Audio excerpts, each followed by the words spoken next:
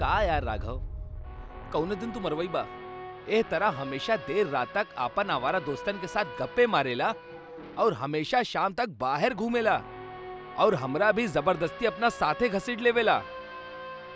अरे डरपोक इंसान, एमे तो इतना घबरात काहे बाड़ा? तहरा तो अपन जिंदगी के परवाह नहीं खे, कम से कम हमार तक करला। ए तरह अंधेरी शाम के ई भयानक जंगल से गुजरम मालूम बा कि कितना खतरनाक हो सकेला? अच्छा तब बतावा कितना खतरनाक होगी? अब वही कोनो हॉरर फिल्म के तरह हमरा पीछे से पायल खनके की आवाज सुनाई दी, पेड़ के पीछे से छिप के हमरा पर केहू नजर रख ले होगी और तब्बे हमने कोनो मधुर संगीत के धुन सुनाई दी। राघव वही इतना बोले ही रहल कि तब्बे वो दोनों के ठीक अपना पीछे कौनो औरत के गाना गाए की आवाज सुनाई पड़े लगल। रात होखे वाला बा, कहर ढावे वाला बा, मौत आवे वाला बा, मौत आवे वाला बा। रात होखे वाला बा। ई गाना के सुन के मोहित और राघव दोनों के मानो सांप सूंघ गए होगी। दोनों के कदम अपन जगह से आगे बढ़बे न करत रहे।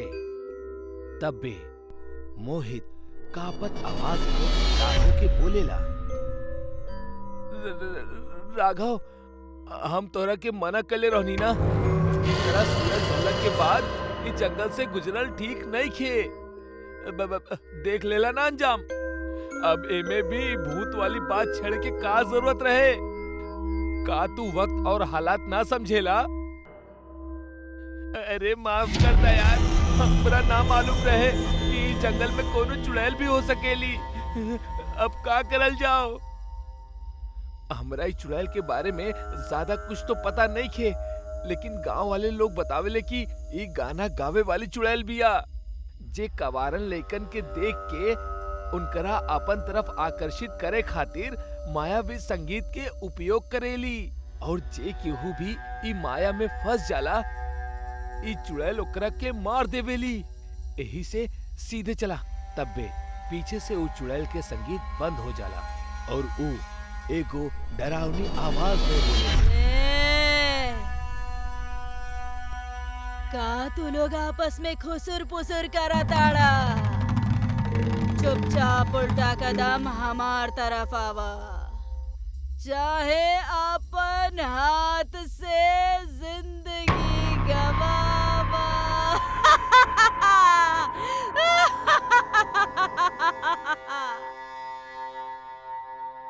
यार बहुत डर लग रहल बा, का करल जाओ? हमरा तो अब एक रास्ता नजर आ रहल बा। ऊ का शरीर के पूरा ताकत लगा के बस भागा यही जैसे। मोहित ऐसे पहले कि राघव के रोकर राघव वहां से भागे लागल। अरे रुका राघव, तू अपना मौत के बुलावा दे रहल बड़ा, ऐसा मत करा भाई। तब बे मोहित के ये एहसास भइल कि ऊ गाना गाए वाली चुड़ैल के संगीत पूरा तरह बंद हो चुकल बा और ऐसे लागता कि ऊ ओकर पीछे से अब हट चुकल बाड़ी। मोहित के डर तब बहुत लगत रहे, लेकिन थोड़ा हिम्मत जुटा के ऊ पीछे मुड़ेला तो ओकरा वो चुड़ैल कहीं भी ना दिखेली। भगवान को हर लाख लाख शुक्र है जौन तू चुड़ैल के हमार पीछे से हटा देला। लेकिन एक मिनट, वो चुड़ैल आखिर अचानक गइल कहाँ? हमरा पूरा यकीन बा ऊ राघव के पीछे गइल होखी। हे भगवान, अब हम राघव के मदद कैसे करी? मोहित के बिल्कुल भी समझ ना आवत रहे कि वो करे तक का करे, काहे कि अब धीरे धीरे अंधेरा आपन कहे ढाए लागल और रात आपन डरावना रूप ले जात रहली। तब बे मोहित के दिमाग में ख्याल आवेला कि काहे ना जल्दी से गांव वालन के बुला लेवल जाओ और फिर राघव के ढूंढे निकलल जाओ। मोहित पहले तक जंगल से बाहर की तरफ भागल खुशकिस्मती से बीच में ओकर सामना वो चुड़ैल से ना भइल। गांव पहुंच के वो फौरन कुछ गांव वालन के अपन आप बीती और राघव के स्थिति के बारे में बतौलस। गांव वाले भी मोहित की कहानी सुन के दंग रह गईले, लेकिन वो सब ओकरा ऊपर यकीन कैले, काहे कि पहले भी ऐसन कुछ गांव वालन के साथ हो चुकल रहल। जब जंगल से गुजरे वाला लोगन के उस चुड़ैल के संगीत सुनाई देत रहे और जे उस संगीत पर टिप्पणी कर देहत या भागे के कोशिश करत, ओ चुड़ैल के माया में कुछ इस तरह से फंस जाइत कि कबो दोबारा लौट के ना आ पावत। मोहित कुछ गांव वालन के लेके जंगल के बीचों बीच पहुंचेला। सब अपना हाथ में मशाल जलाए राघव के पुकारत रहले। तब पे अचानक से वो संगीत दोबारा बजे लगेला। एकर मतलब वो गाना गावे वाली चुड़ैल ऐजे कहीं आसपास ही रहे। गांव वालन, कहाँ गईला तू लोग? अगर तू लोग हमरा साथे मजाक कर रहल बाड़ा तो याद रखिहा, एकर अंजाम बहुत बुरा होखी। हमार पिताजी जमींदार बाड़े, तू लोगन के मालूम बना, हम तू लोगन के गांव से निकलवा दे हम। तब पे वो गांव वालन में से एक शख्स अचानक कहीं से मोहित के एकदम करीब आ जाला और ओकरा घूरत घूरत कहेला, अरे बिटवा, तू बहुत जल्दी गुस्सा हो जाला।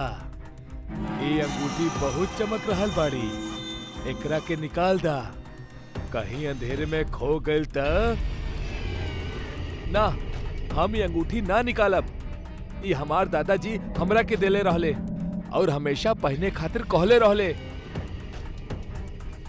तब बे वो गांव वाले के चेहरा एकदम से बदले लगेला। वो शख्स वो चुड़ैल के शरीर में बदल जाली और मोहित के एक टक से घूरे लागेली। वो मोहित के तरफ धीरे धीरे बढ़ल शुरू कर देवेली। बाप रे, ई तो उहे गाना गावे वाली चुड़ैल बाड़ी। लागता ई गांव वालन के भी मार देले बाड़ी और अब हमरा मारे के फिराक में बाड़ी। हमरा जल्दी से जंगल से बाहर भागे के पड़ी। इतना बोलत ही मोहित आपन पूरा ताकत लगा के जंगल से बाहर की तरफ भागब शुरू कर देवेला। ओकरा अपना पीछे वो चुड़ैल भी भागत बाड़ी, ई साफ साफ मालूम पड़त रहे और साथ में वो गाना भी गावत रहली, जैसे मोहित भ्रमित होके ओकरा वश में हो जाओ। मोहित पे ऐसे पहले ओकर गाना के असर शुरू होकर मोहित जंगल पार के अपना घर पहुंच जाला, जहां ओकर माता पिता ओकर राह देखत देखत परेशान बैठल रहले। अरे बेटा, इतना रात के कहाँ चल गइल रहला? तहरा पता बनाऊ जंगल में ऊ कलमुही चुड़ैल रहेली जे तोहनी के उम्र के लोगन के ही चुनेली। ऊ तो शुक्र बा तू तोहार दादाजी के दिहल चमत्कारी अंगूठी पहिन ले बाड़ा। ऊ ना उतारला जे तहरा के सही सलामत बचैले रखल, ना त ना जाने आज कितना भयानक हादसा हो जात बेटा। शुक्र बा भगवान के। अरे ओ भाग्यवान, तू भी ना। अब तो बच्चा घर वापस आ गइल बा, अब शांत हो जा। अब बाकी की बात कल कर ली है, वैसे भी बहुत रात हो चुकल बा। मोहित बिस्तर पर पड़े पड़े लगातार अपना दोस्त राघव और वो गांव वालन के बारे में सोचत रहल। ओकर आत्मा तक में वो गाना गावे वाली चुड़ैल के खौफ समा चुकल रहल। ओकरा नींद आवे में दिक्कत होकत रहे। यही वजह से वो बिस्तर से उठल और वो अपन अंगूठी भी उतार देहलस, काहे कि ओकर उंगली में हल्का सा जलन होत रहे। वैसे भी अब वो अपन घर आ चुकल रहल, तो ओकरा कोनो खतरा भी न रहल। एकर बाद बहुत ही उदास चेहरा के साथे मोहित अपना बेड पर लेट गईल। एह बेरी बहुत जल्द ओकरा नींद भी आ गईल। वो अपन गहरी नींद में रहल। तब बे ओकरा अपना कमरा में फिर से वो चुड़ैल के संगीत सुनाई देवेला।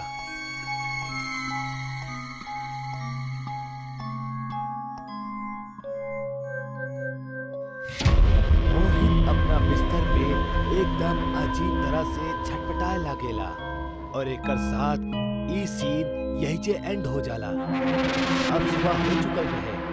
मोहित अपना नींद से जागेला। ओकरा अपना ही घर में अपन माता पिता के छाती पीट पीट के रोवे के चीख सुनाई देवेली। मोहित ऐसे बहुत चौंक जाला। मोहित तब्बे टेबल के तरफ अपन अंगूठी लेवे खातिर देखेला, लेकिन ओकरा अपन अंगूठी वहीजा ना मिलल, जबकि ओकरा अच्छे से याद बा पिछला रात सुतला से पहले वो यही टेबल पर अपन अंगूठी निकाल कर रख देले रहल। खैर, ओकरा खातिर अंगूठी ढूंढे से ज्यादा जरूरी रहे बाहर के माहौल जानब, काहे कि ओकर बेचैनी अब बढ़त ही जात रहे। वो अपन कमरा से बाहर निकल के आवेला कि ओकर माता पिता एगो लाश के पास सिर रख के बहुत ज्यादा रो रहल बाड़े। ई देख के मोहित समझ जाला कि जरूर ई ओकर दोस्त राघव के ही लाश होखी, जेकर खातिर ओकर माता पिता शोक मना रहल बाड़े। मोहित अपना माता पिता के जाके समझावेला, लेकिन ई का ओकर माता पिता तो ओकरा तरफ देख ही न रहल बाड़े। तब्बे उ लाश पर से कपड़ा हटेला और फिर जौन मोहित देखेला वो देख के ओकरा एगो करारा झटका लागेला। ई लाश केहू और के ना बल्कि ओकर खुद के ही रहल, यानी मोहित अब एगो भटकत आत्मा रहे। ओकर मौत तो कल रात उहे वक्त हो गई रहे जब अंगूठी निकाल के वो सुते गई और ओकरा गाना गावे वाली चुड़ैल के एहसास भइल। और उहे वक्त वो चुड़ैल मोहित के गले पे अपन दांत गड़ा के ओकरा मार देहलस। मोहित के अंगूठी ना निकाले के चाहत रहे, काहे कि उ चुड़ैल भले जंगल में ओकरा के ना मार पौलस, लेकिन उ ओकर पीछा करत करत उ ओकर घर तक, ओकर कमरा तक पहुंच गल रहे। और मोहित जैसे ही एगो गलती कैलस, मोहित के जिंदगी के चैप्टर यही जे क्लोज हो गए। अरे गांव वालन, का तू लोगन के ऊ माया के खौफ नहीं खे? आज अमावस्या हा, तू जरूर निकली। अरे ओ काशी, काहे इतना परेशान हो रहल बड़ा? कौनो आफत आए वाला बा का? अरे थोड़ा धीरज रखा सरकार। का तू लोग भूल गईला 1 साल पहले ई गांव में का कुछ घटल रहे? का तू सब में वो घटना के जरा भी खौफ नहीं खे? अरे मालिक, काहे आप दुखती रक्त पर हाथ रख रहल बड़ा? जौन बीत गईल ओके याद करके का मतलब बा? तू सब लोगन के दिमाग खराब हो गईल बा। तू लोगन जौन ओकरा साथ कैले बड़ा ऊ ओकर बदला लेवे जरूर आई। ओह अच्छा, त तू डायन के बात कर रहल बड़ा, जेके गांव वालन पीपल के झाड़ पे लटका के जला देले रहले। हाँ विनोद बाबू, तू एकदम ठीक पकड़ला, हम वही के बात कर रहल बानी। लेकिन आज अचानक 1 साल बाद तू ऊ बीतल बात के जिक्र काहे कर रहल बड़ा? ऊ डायन के कहानी तो वही जे खत्म हो गई जब गांव वाले ओकरा के जला देले रहले। लेकिन का तोहरा एकरा बात के ऊ भयानक वाक्य याद नहीं खे कि जब ऊ डायन ई श्राप देत देत कहले रहल कि ऊ एक दिन जरूर आई। इससे भी ज्यादा डरावनी बात त ई हा कि जौन लोगन ऊ दिन ऊ डायन के जलत देख लेले रहले ऊ फिर दोबारा कब्बो भी अपन खुलल आंख से देखे लायक ना बचले। ऊ डायन के मौत देखे वाले हर शख्स के आंखन के रोशनी चल गईल। अरे बाबा, लेकिन ऊ बातन के आज 1 साल बाद दोबारा दोहरावे के का जरूरत पड़ गल रहे? हम तू सबके और गांव वालन के ऊ वाक्या दोबारा याद दिला रहल बानी, काहे कि ऊ डायन के दिखल ई गांव में फिर से शुरू हो चुकल बा। परसों रात बद्री के घर से ओकर 9 महीने के बच्चा गायब हो गल रहे और पिछला रात कोई उहे बच्चा के बद्री के छत पे छोड़ के चल गए रहे। जांचे में पता चलल कि ऊ बच्चा तो मर चुकल रहे और ओकर पूरे जिस्म में खून के एक कतरा भी मौजूद ना रहे। अरे तू कहल का चाहत रहा काशी? का तू एकर इशारा उहे डायन के तरफ तो ना कर रहल बड़ा? हम बिल्कुल उहे इशारा कर रहल बानी। काहे कि पिछला 2-3 हफ्ता से छोट बच्चा फिर से गायब हो रहल बाड़े। ऐसे में उ डायन पे शक कइल जा सकेला। लेकिन जब उ गाँव वालन उ डायन के अस्तित्व ही खत्म कर देले, तब फिर उ डायन दोबारा कैसे आ सकेली? प्रार्थना कर रहल बानी कि तोहार बात ही सच होखे। काहे कि अगर हमार मानल सच निकलल, तभी बार गांव के केहू भी ना बचा सकेला। इतना कहत कहत काशी अपने घर के तरफ लौट जाला। ओकर दूसर साथी भी अपना अपना घर के तरफ लौट जाले। पिछला 1 महीना में वो गांव से कई बच्चा गायब भइल बाड़े, जौन एगो भयंकर खतरा के संकेत था। काशी वो गांव के सबसे विद्वान शख्स रहल और वो जे भी कहत रहल उ 100% सच हो ही जात रहे। ई बेर ओकर पूरा शक वो डायन के तरफ ही रहल, जेकरा पिछला साल ई गांव वाले जलाकर मार देले रहल। पिछले साल भी वो डायन के अंदाजा सबसे पहले काशी के ही भइल रहे और ओकर साजिश के तहत ही वो गांव वालन वो कल के डायन के मार देले रहले, जे गांव के छोट बच्चा के अगवा क के उनकर खून से नहात और जवान मर्दन के अपना मुंह में फंसा के उनकर साथ संभोग करत और फिर उनकर ऐसन क के वो पूरा गांव के शमशान बना देवल चाहत रहे। लेकिन काशी गांव वालन के कल की और ओकर अड्डे के जानकारी देलस, जैसे तंत्र साधना में लीन होखत समय गांव वालन ओकरा पीपल के पेड़ से बांध के जला देले। इस साजिश में शामिल हर एक शख्स या तो पागल हो गए या रहस्यमय ढंग से, सिवाय एक काशी के छोड़ के। कल की डायन के एगो खास बात रहे कि वो पूरा साल में सिर्फ 3 महीना की खातिर ही अपना तय खाना से निकलत रहे और अपना शिकार के भी तलाश करत रहे। वो 3 महीना के दौर अब शुरू हो चुकल रहे। कई बार भी काशी के शक सही साबित होगी या कहानी ऐसे भी भयंकर रूप ले, ई हमनी आगे जानल जाई। रात के करीब 12:30 बजत रहले। काशी कौनो गहरा सोच में खोवल अपन खटिया पर लेटल रहे। कौनो वजह से ओकरा नींद ना आवत रहे शायद। कोई ओकर घर के दरवाजा खटखटावेला और एकर साथ ही काशी के भी सोच के बांध यही जे टूट जाला। काशी अंदर से ही आवाज लगावेला, कौन है इस समय? जाने का आफत आ गईल। तब भी बाहर से एगो आवाज आवेला, अरे काशी भैया, अरे हम बानी, दूध वाला अजय। काशी के दिमाग वैसे ही सुन्न पड़ल रहे। वो बिना कुछ सोचे समझ ले दरवाजे की तरफ बढ़ल और दरवाजा खोलस। दरवाजा खुलने के साथ ही काशी पूरा सिर से पैर तक कांपे लागल और ओकर रोंगटा खड़ा हो गए। काशी हड़बड़ाइल और घबरात घबरात बोलस, तू कल की तू यही जा? हाँ, हम उहे बानी जे तू सोच रहल बाड़ा। हम कल की बानी और अपन मकसद पूरा करे आइल बानी, जे बीतल साल अधूरा रह गइल रहे और साथे साथ हमरा के अपन जुड़वा बहन के बदला भी तलेवे के बाद। बहिन, एकर मतलब हमने जेकरा के कल की डायन समझ के मरनी, वो तू ना, तोहार हम शक्ल और लिबास में तोहार जुड़वा बहन रहे। हाँ, जेकरा के तू लोग कल की समझ के मारला, वो हमार जुड़वा बहन रहली। तू निर्दयी लोग हमनी के कुटिया के पास पहुँच के हमनी के मार दे वाला बाड़ा। एकर अंदाजा हमनी के पहले ही हो गईल रहे। बाकी गांव के मूर्ख लोग ये बात से बिल्कुल बेखबर रहे कि हमार कौनो जुड़वा बहन भी बाड़ी और बस यही बात के पूरा फायदा हम और हमार बहन उठैनी।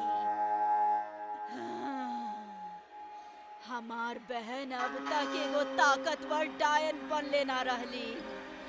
ओही वजह से उ तोहनी लोगन के खातिर एकदम खतरा रहे।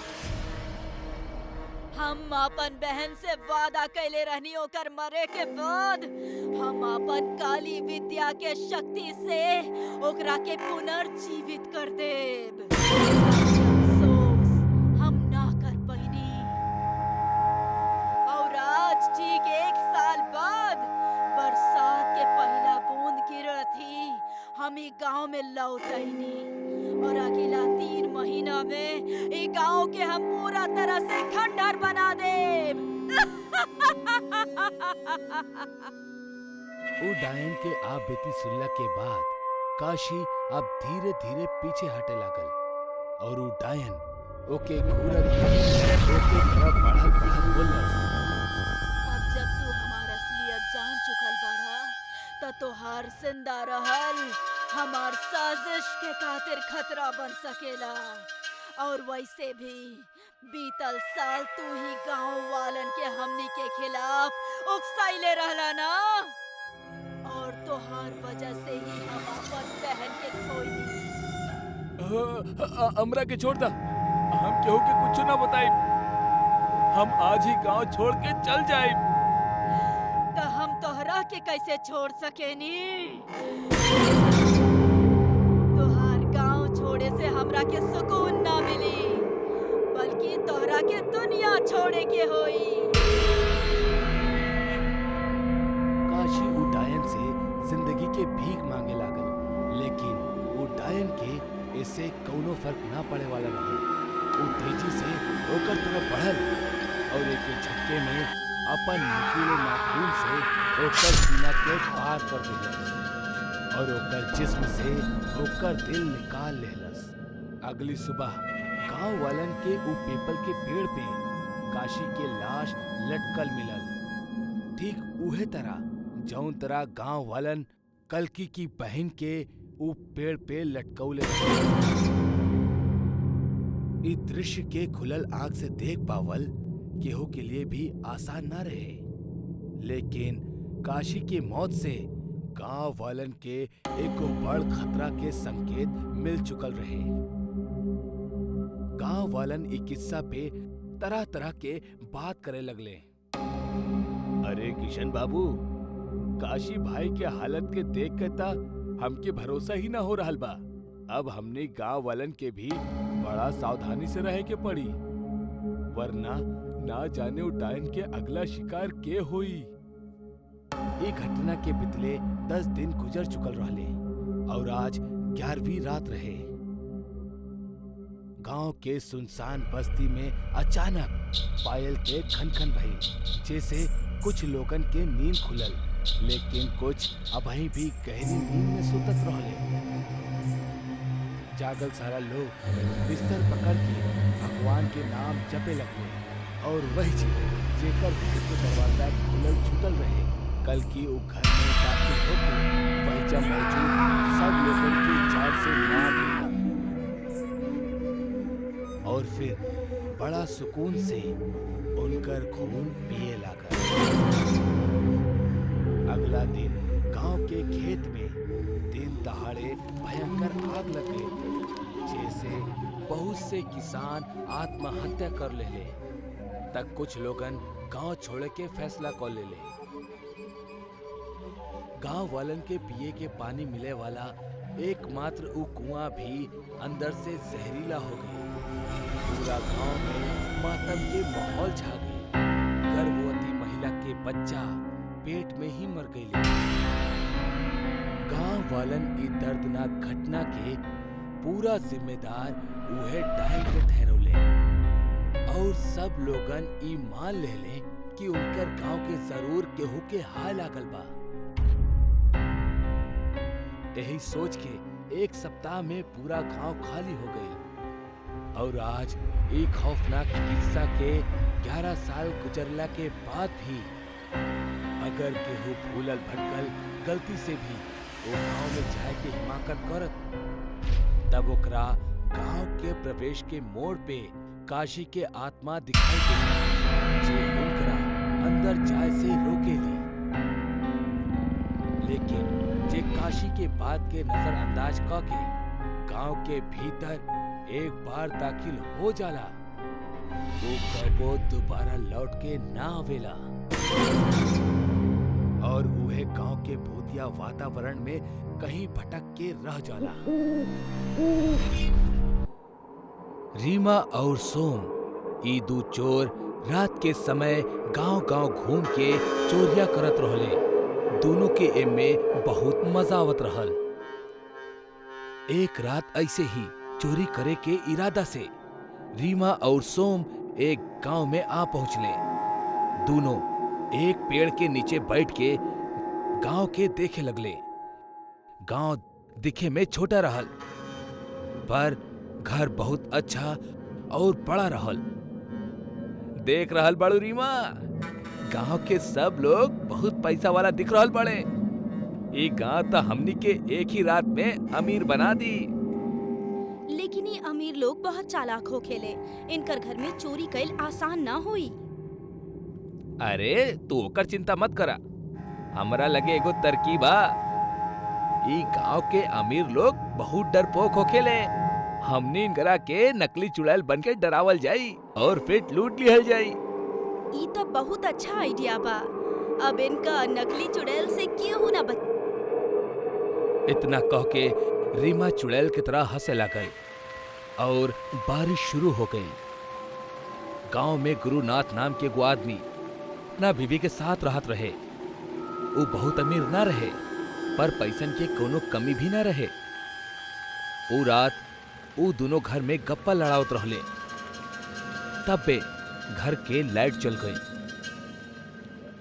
अरे ई का, तू यही रुका, हम देख के आवतानी।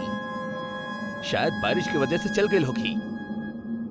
गुरुनाथ वजह से चल गई। बाहर अचानक बिजली कड़कल और नालिनी डर गई। थोड़ा ही देर में ऊपर से गुरुनाथ के जोर से चीखे के आवाज आई। वो आवाज से नालिनी और भी डर गई। गुरुनाथ का भइल आपके? नालिनी अंधेरे में दौड़ के ऊपर जा लगल। उहे वक्त ऊपर से गुरुनाथ भी दौड़ के नीचे आवत रहे। सीढ़ी के बीचों बीच दोनों टकरा गए और नीचे गिर गए। नालिनी गुरुनाथ के देखलस। वो बहुत डरल रहल और ओकर सर से खून बहात रहे। ई खून कैसे निकल रहल बा? ऊपर ऊपर के बा ऊपर? चुड़ैल। चुड़ैल के नाम सुन के नालिनी भी डर गई। तब वे दोनों दिखले कि सीढ़ी से एक रोशनी उनकर तरफ हवा में तैरत आ रहल बाड़ी। दोनों डर के मारे भागे लगले और घर के बाहर जाए के कोशिश करे लगले, पर घर के दरवाजा बाहर से बंद रहल। गुरुनाथ दरवाजा तोड़े के कोशिश कैलस, पर ओकर कुछ भी असर न भइल। इतने में पीछे से एगो भयानक आवाज आई। रुक जा।